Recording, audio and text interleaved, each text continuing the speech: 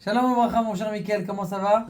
Fort bien, fort bien. Quelle belle question tu as à nous amener aujourd'hui. Et alors, ma question, c'est Pourim, Pourri. sur Pourim. Ouais. Alors, quelles seraient les conditions les plus adéquates pour fêter Pourim? Parce que, bon, sincèrement, quand on fête ça avec des amis, dans une maison, à Deloyada, mais vraiment à Deloyada.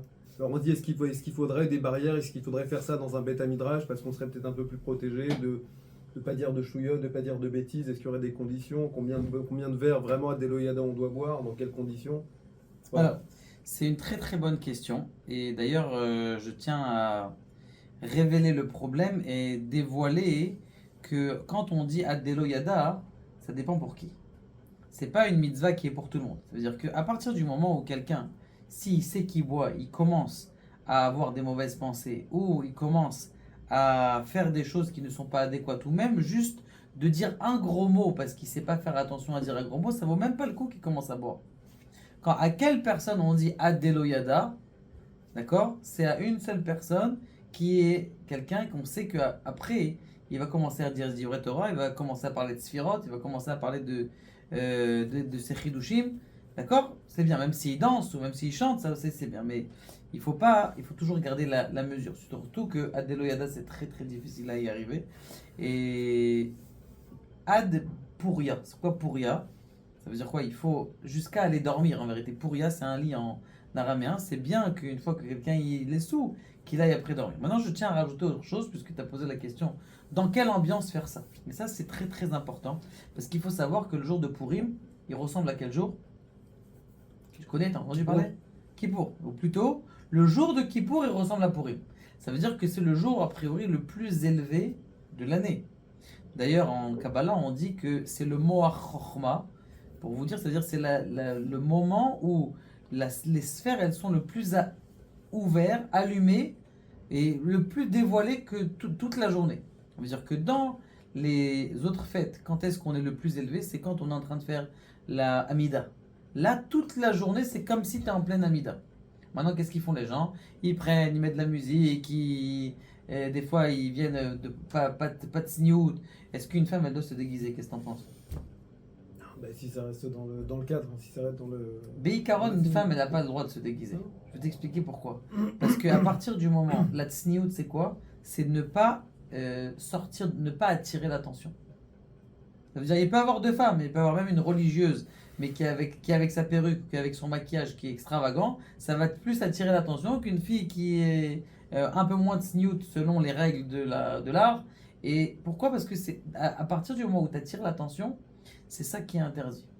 Maintenant, il faut absolument passer cette fête-là avec le plus grand Kdusha que. Si tu sais que tu vas aller avec des copains et que ces amis-là, alors moi j'en ai entendu le pire, on va passer pour Rima à Elat, Shem Erahem et Yatzil. En plus, selon le Rav Ovadia Yosef, tu sors d'Eretz Israël. Selon le Rav Mordechai Eliyahu, c'est pas sortir d'Eretz Israël. Et en plus de ça, tu vas dans des endroits, il y en a alors Alanouk, c'est le jour le plus important de l'année. Si tu sais que l'endroit le plus cadeau, ce sera chez toi à la maison avec ta famille, fais avec chez toi à la maison la famille, t'invites un couple à la maison, t'invites des proches à la maison, c'est le mieux. Inémato. Maintenant, si tu arrives à faire en plus grand et à garder la Gdusha du plus grand, alors dans ce cas-là, tu peux le faire en plus grand, mais à condition de garder la Gdusha. Et il faut faire très attention aussi, vous savez, je réaliser quelque chose souvent dans les Azkarot. On dit venez, on fait les tfilas la tfila dans les Azkarot, mais souvent, on est dans un salon, t'as les femmes d'un côté, Mm. les hommes de l'autre, et on fait Kaddish, la tfila. Il y a des gens Bichal, qui voient les femmes en train de faire la tfila. Mesdames, il faut, dès que vous voyez qu'il y a des hommes qui font la tefila, il faut se retirer. Des fois, le rabbin ne dit pas, mesdames, sortez à l'extérieur. Moi, en général, dans ces trucs-là, si je vois qu'il y a un mélange, normalement, il faut avoir une vraie séparation une vraie séparation. Dans ce cas-là, alors là, tu peux prier. Sinon, tu pries pas. Moi, je prie pas. Je reste là-bas parce que le truc, mais sinon, parce que je veux pas vexer quelqu'un ou quelque chose.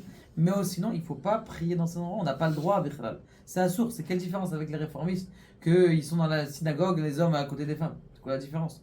Ah là, maintenant, vous êtes religieux, vous avez la kippa, mais vous priez à côté des. Non, je prie pas. Et si les gens, même, on va dire, qui sont pas très religieux, ils disent non, moi je peux pas prier ici, pourquoi vous priez pas? Bah, il y a des femmes qui sont mélangées. Les gens, ils vont finir. Et c'est surtout les femmes, parce que tout de suite, elles commencent à se vexer. C'est pas un problème homme-femme ou que de féminité ou quelque chose comme ça. C'est la halakha, on doit suivre la halakha dans tous les... En tout cas, le jour de Purim, c'est un jour qui est très très élevé, où on peut prier de façon extraordinaire. Et il faut prier de façon extraordinaire pour avoir la Géoula, et de le vivre dans un endroit où tu sais que la Avira, elle sera le plus sainte possible.